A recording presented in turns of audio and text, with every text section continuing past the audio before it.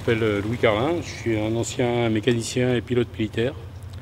Et actuellement, j'entretiens cette machine à ce niveau-là. Donc après nettoyage et graissage, les purges, les vérifications habituelles, journalières avant chaque vol, on va sortir la machine pour la préparer pour le vol.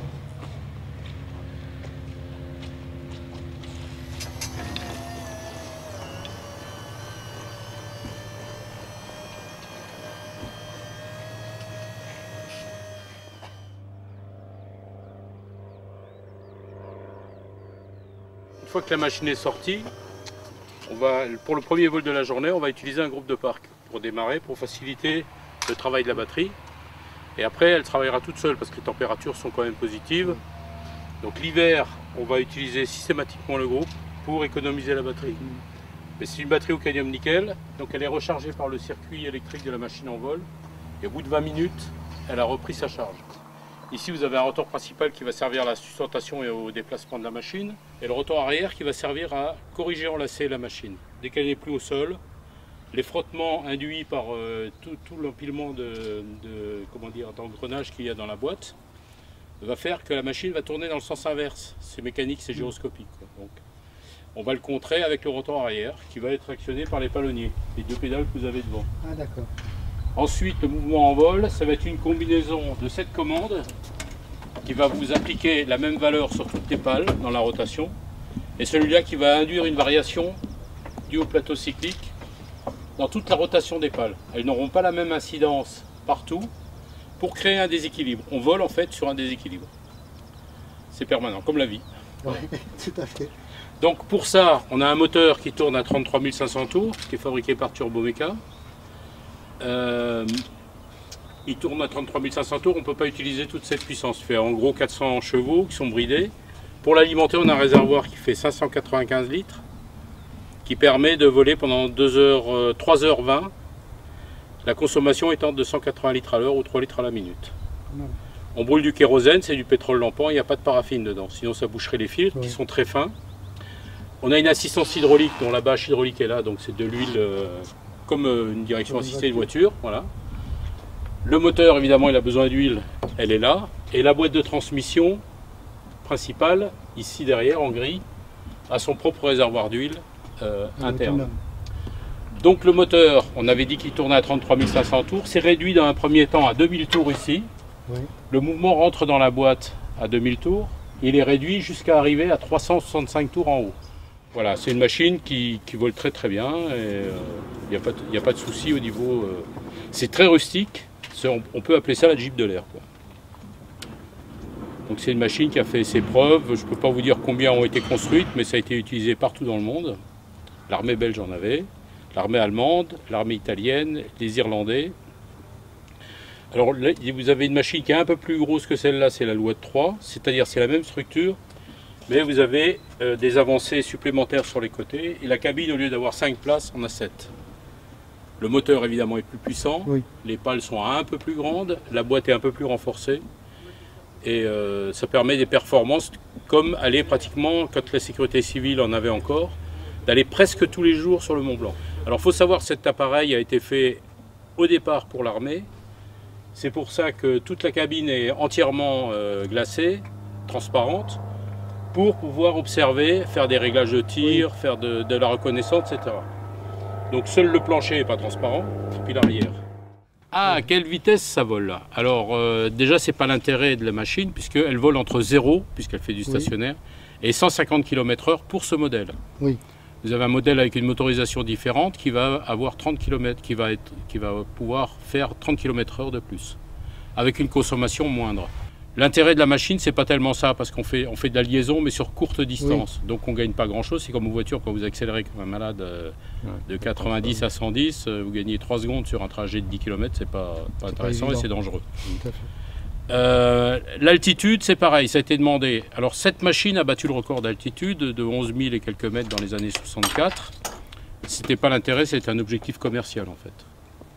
Le réservoir fait 595 litres, avec une seule personne à bord, 3h20.